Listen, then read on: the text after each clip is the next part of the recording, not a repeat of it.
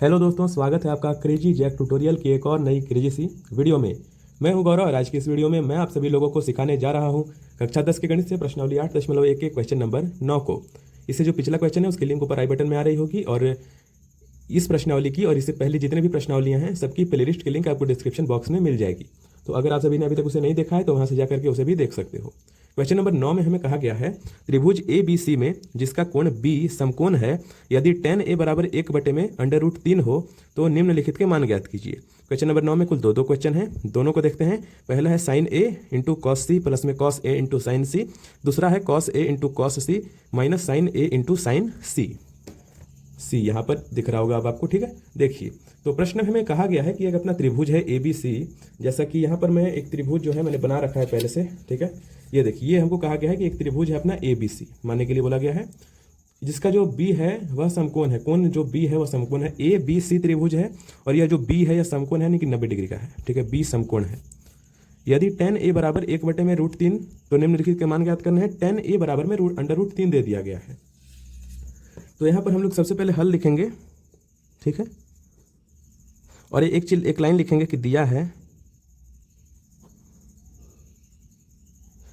क्या दिया गया है, तो हमें दिया गया है दोस्तों कि tan a बराबर में 1/√3। अब हम लोग यहाँ पर लिखेंगे कि चूंकि tan a क्या होता है, लंब बटे आधार। ये वाली ट्रिक से भी, लाल बटे काका वाली ट्रिक से भी आप सिर्फ देख सकते हो। ये देखो, ये वाला अपना ट्रिक था। तो यहाँ पर है लंब बटे कर्ण साइन के लिए, दूसरा आधार बटे कर्ण कॉस के लिए और लंब बटे आधार tan के लिए। तो tan a को हम लोग लिख सकते हैं दोस्तों लंब बटे में आधार, या फिर जो आप लोग आपको अगर इंग्लिश वाला ज़्यादा अच्छे से समझ में आता है तो इसको हम लोग ऐसे भी लिख सकते हैं, ये वाला भी है। तो यहाँ p/b भी आप लोग इसको लिख सकते हो, जैसा आपको सूट करता है आप सभी वैसे हल करो, कोई दिक्कत नहीं है, ठीक है। कोई भी दिक्कत नहीं होती है, मैथ्स है आधा तो इंग्लिश ही होता है, कोई भी दिक्कत नहीं होगी आपको, चलेगा, ठीक है। तो ऐसा हो गया अपना। अब यहाँ पर यानी कि इसलिए लंब बराबर में हमें दिया गया है, लंब बराबर में दिया गया है अपने को 1 और आधार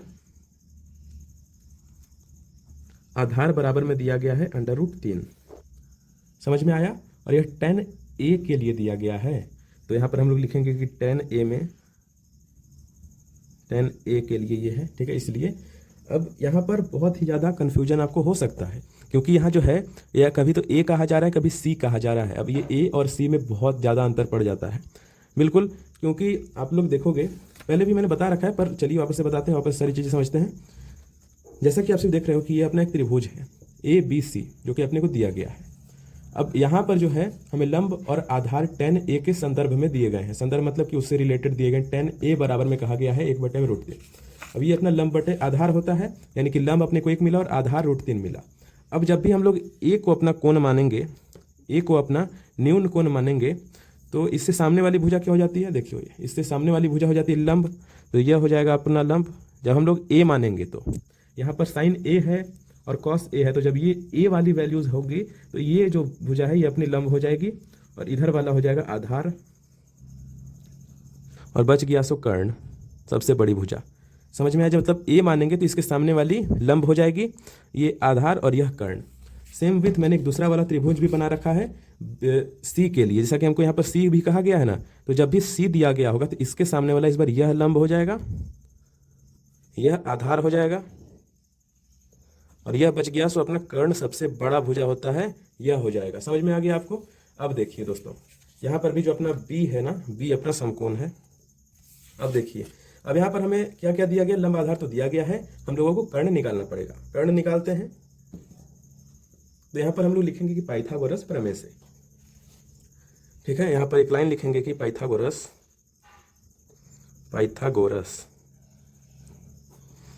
प्रमेय से। पाइथागोरस प्रमेय क्या होता है, जैसे कि हमको कर्ण निकालना है, तो कर्ण के लिए होगा, कर्ण यानी कि हाइपोटेनस h के लिए होगा √ में लंब का स्क्वायर प्लस में आधार का स्क्वायर। मैं बिल्कुल बेसिक से पढ़ा रहा हूँ, ठीक से, इससे बेसिक हो ही नहीं सकता दोस्तों, ये सबसे बेसिक चीज़ है।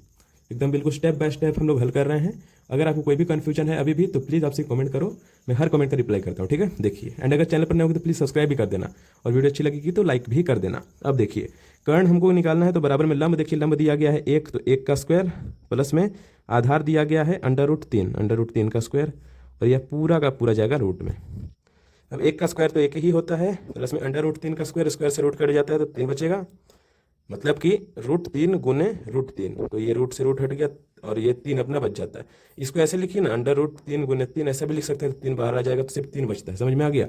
अब देखिए, अब ये हो गया दोस्तों अपना √4, ये आएगा। अब √4 क्या होता है, 2 होता है, 2 दूनी 4, तो यानी कि जो कर्ण है दोस्तों, कर्ण मिला हमको 2, ठीक है। अब हम लोग क्या करते हैं कि हम लोग, हमारे पास क्या क्या है, लंब, आधार और कर्ण है, तो यहाँ पर हम लोग लिख देते हैं कि लंब बराबर में हमको 1 दिया है, अपने को आधार बराबर में √3 दिया गया है, और हमको कर्ण जो है हम लोगों ने अभी भी निकाला है 2 है, तो यह 3 मान अपने पास हो गए। अब देखिए, अब हम लोग क्वेश्चंस को हल करना शुरू कर सकते हैं। जी हाँ, अभी से क्वेश्चन हल करना हम लोग शुरू करेंगे, ठीक है। देखिए, हमको सबसे पहला क्वेश्चन दिया गया है, मैं आपको थोड़ा सा ऊपर लेके जाता हूँ। ये देखिए, ये अपना sin A cos C plus में cos A into sign C। अब यहाँ पर एक ब्लैंक पेज हम लोग ले लेते हैं। अब यहाँ पर हम लोग एक चीज़ और कर देते हैं कि हमें जो वैल्यूज़ मिल चुकी थी, है ना, तो हमें यहाँ पर देखिए आधार मिल गया था दोस्तों √3, ये दिया गया था, ठीक है। लंब हमको दिया गया था 1, और जो कर्ण है, कर्ण हम लोगों ने निकाला था 2, तो ये चीज़ें अपने पास हैं ए के लिए। अब यही जो सेम टू सेम चीज़ है दोस्तों, यह यहाँ पर आके चेंज हो जाती है। देखिए, ये जो चीज़ है वह रहेगा तो वही, पर इस बार जो है ये हो जाएगा अपना √3, ये हो जाएगा अपना 1, और कर्ण है अपना 2, यानी कि लंब और आधार में चेंज आ गया। समझ रहे हो ना। ए के संदर्भ में ये मैंने पहले ही बोल दिया था, ए से देखेंगे, मतलब जो चीज़ दी गई है ना उससे देख लेंगे हमको क्या क्या करना है। तो इस बार लंब हो जाएगा √3 और आधार हो जाएगा 1। यहाँ पर भी आप एक और चीज़ समझ सकते हो, है ना, कि जब हमको ए कहा जाएगा तो ये लंब, ये आधार और ये कर्ण हो रहा है। ए के लिए हमको कहा गया था आधार है √3 और लंब है 1, कर्ण हम लोगों ने 2 निकाल लिया। और इसको जब सी करेंगे तो ये वाला लंब हो जाता है और ये वाला आधार हो जाता है। इसलिए मैंने यहाँ पर 2 त्रिभुज ही बना दिए हैं ताकि आपको बिल्कुल जीरो कन्फ्यूजन हो। ये दोनों के दोनों त्रिभुज आप सभी यहाँ पर साइड बाय साइड देख सकते हो, ठीक है, इस तरीके से। अब देखिए, अब हम लोग शुरू करते हैं फटाक से, बिल्कुल देर नहीं करेंगे, वीडियो पहले ही बहुत बड़ी बन चुकी है। अब देखिए, अब हमको यहाँ पर पहला वाला क्वेश्चन हमको दिया गया है दोस्तों, ध्यान से देखिएगा वरना कन्फ्यूजन हो जाएगा। दिया गया है sin A cos C plus में cos A sin C। अब ये सीधे सीधे दिया गया, इसका क्या मतलब है, sin A और यहाँ कुछ नहीं है, यानी कि गुणा होता है, मल्टीप्लाइड, ठीक है। मतलब sin A into cos C और cos A into sin C, ये जो डॉट है ये बहुत जगह आपको मिलेगा, इसका मतलब गुणा होता है, ठीक है। ये शॉर्ट फॉर्म के लिए हम लोग यूज़ कर रहे हैं। अब देखिए, अब हम लोग क्या करेंगे कि sin A बराबर क्या होता है, यहाँ पर हम लोग अपना ट्रिक भी लगा लेते हैं ताकि आपको आसानी हो देखने में। अब देखिए दोस्तों, ध्यान से देखिएगा, sin A क्या होता है, लंब बटे कर्ण, यानी कि sin A है लंब बटे कर्ण sin A के लिए, ठीक है। ध्यान रखना दोस्तों इस चीज़ को, वरना बहुत ही ज़्यादा बड़ी कन्फ्यूजन होने वाली है, ठीक है। तो cos A है अपना आधार बटे में कर्ण, ए और सी छोड़ दीजिए, सिर्फ आप लोग साइन का वैल्यू लिखिए। साइन थीटा क्या होता है, लंब बटे कर्ण, कॉस थीटा क्या होता है, आधार बटे कर्ण, और प्लस में है अपना कॉस ए, कॉस है अगेन अपना आधार, ऐसे लिख देते हैं, ठीक है, आधार बटे कर्ण, ये समझ जाना आप सभी आधार है। और गुणे में दिया गया है हमको साइन सी, साइन होता है अपना लंब बटे कर्ण, लंब बटे कर्ण होता है, ठीक है, यह चीज़ होती है। आई होप आपको समझ में आ रहा होगा। अब ए और सी में पूरा का पूरा जो है अपना चेंज होने वाला है, चीज़ें ध्यान से देख लेना दोस्तों, ठीक है। तो सबसे पहले साइन ए के लिए पूछा जा रहा है ना, तो हम लोग ए वाला त्रिभुज लेते हैं, ठीक है। ये देखिए, ए वाला त्रिभुज मैंने लिया है। अब यहाँ पर हमको पूछा जा रहा है साइन ए, ठीक है, साइन ए, तो ए के लिए अपना लंब बटे कर्ण है, लंब ए के लिए हो जाएगा 1 और कर्ण है 2, यानी कि ये हो जाएगा दोस्तों 1 बटे में 2। यहाँ से बराबर लगा लेते हैं, ठीक है, बटे का सीधे सीधे में बराबर लगता है। अब गुणे में आएगा अपना आधार बटे कर्ण प्लस कॉस सी के लिए, कॉस सी के लिए हमको लिखना है आधार बटे कर्ण, तो कॉस सी के लिए दोस्तों आधार हो जाएगा 1 और कर्ण हो जाएगा 2। ये आया, समझ में आया आपको। इसलिए तो कन्फ्यूजन हो सकती है, इसलिए अच्छे तरीके से आप लोग, मैंने कोई भी कन्फ्यूजन रहने नहीं दी है, फिर भी डाउट है कमेंट कीजिए, ठीक है। अब देखिए आधार बटे कर्ण है कॉस ए के लिए, ये कॉस ए के लिए आधार बटे कर्ण है, तो कॉस ए हम लोग ले लेते हैं। कॉस ए के संदर्भ में आधार बटे कर्ण, आधार यानी कि √3 और कर्ण यानी कि 2, यानी कि √3/2 गुणे में लंब बटे कर्ण पर इस बार कॉस साइन सी के लिए, ठीक है। तो साइन सी, ये सी वाला त्रिभुज मैंने यहाँ पर ले लिया। अब सी के लिए हमको क्या कहा जा रहा है, लंब बटे कर्ण। यहाँ लंब हो जाएगा √3 और कर्ण हो जाएगा 2, तो यहाँ हम लोग लिख लेते हैं क्या आया, लंब यानी कि √3/2। अब इसको हल करेंगे, ठीक है। देखिए अब यहाँ पर इसको सीधे सीधे पहले तो गुना कर दिया जाता है, 1 को 1 से गुना किया 1 मिला और बटे में 2 दूनी 4 मिला, प्लस का निशान। 3 को √3 गुने √3 3 होता है और 2 दूनी 4 होता है। अब आपको अगर पता है भिन्न का जोड़ बेटा गुणा भाग, तो आप लोग इसको अच्छे तरीके से हल कर पाओगे। नहीं पता है तो अगेन मैं बोल रहा हूँ, पिछली वाली वीडियो में बोला था कि कमेंट कीजिए, मैं इस पर एक डिटेल्ड वीडियो बना दूंगा अगर आपको ये चीज़ें नहीं आती हैं, ठीक है। अब देखिए 4 4, तो ये एलसीएम लेंगे 4 ही बचेगा और ऊपर वाले 1 प्लस में 3 सीधे लिख देंगे। इसको हल करोगे आप सभी, 4 बटे में 4 मिलेगा यानी कि 1 मिल जाएगा, 4 एकम 4 है ना, तो 1 मिल गया अपने को, यानी कि ये जो पहला था, पहले का जो आंसर होगा वह होगा 1, ठीक है। आइए अब इसी प्रकार से हम लोग जो अपना दूसरा क्वेश्चन है उसको भी हल कर लेते हैं, ये दूसरा वाला, ठीक है। चलिए इसको आप सब नोट कर लो अच्छे तरीके से, ठीक है। ये देखो नोट कर लो। तो यहाँ पर मैंने दूसरा वाला प्रश्न जो है उसको भी लिख लिया है। आइए अब इसको भी हल करते हैं, ठीक है। अब यहाँ पर देखिए हमको दिया गया है cos A × cos C minus sin A × sin C। cos क्या होता है, cos क्या होता है, आधार बटे कर्ण, ठीक है। ये होता है अपना cos आधार बटे कर्ण। आधार को ऐसे लिखते हैं, ठीक है, आधार बटे कर्ण, तो ऐसे लिखते नहीं है, मतलब मैं अभी के लिए लिख दे रहा हूँ, आप लोग पूरा मतलब ऐसे भी लिखो तो चलेगा, कोई दिक्कत वाली बात नहीं है। ये हो गया, गुणे में क्या है, आधार बटे कर्ण गुणे में cos C। अब cos C क्या होता है, इसको चाहो तो ऐसे भी डाल सकते हो, अच्छा लगेगा। अब cos C क्या होता है, cos C है ना, तो सेम ही होगा, आधार बटे में कर्ण सेम ही होगा, पर A और C में जो इनके जो मान हैं वो बदल जाएंगे।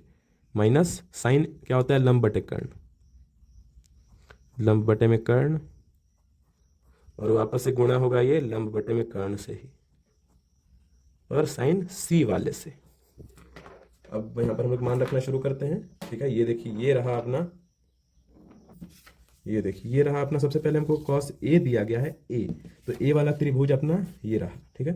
तो A वाले त्रिभुज के अकॉर्डिंग हमको यहाँ पर देना है आधार बटे कर्ण, तो आधार होगा अपना √3 और कर्ण होगा 2, यानी कि √3/2, ठीक है। यहाँ पर हम लोग करते हैं आधार यानी कि √3 बटे में कर्ण, कर्ण है अपना 2, गुणे में आधार बटे कर्ण cos C के लिए। अब C वाला त्रिभुज अपना कहाँ गया, ये रहा। अब C वाला त्रिभुज के लिए हमको यहाँ पर आधार बटे कर्ण, आधार है अपना 1 और जो अपना कर्ण है वह है 2, यानी कि 1/2। यहाँ पर हम लोग माइनस का निशान लगाएंगे। लंब है, लंब साइन A के लिए, साइन A के लिए लंब है लंब बटे कर्ण, ठीक है। साइन A के लिए लंब बटे कर्ण, लंब यानी कि 1 और कर्ण यानी कि 2, 1/2 गुणे में लंब बटे कर्ण साइन C के लिए। तो C वाले त्रिभुज के लिए हमारे को चाहिए लंब बटे में कर्ण, लंब है अपना √3, कर्ण है 2, यानी कि √3/2। आइए इसको हल करते हैं, ठीक है। अब आपको समझ में आने लगा होगा चीज़ें अच्छे तरीके से।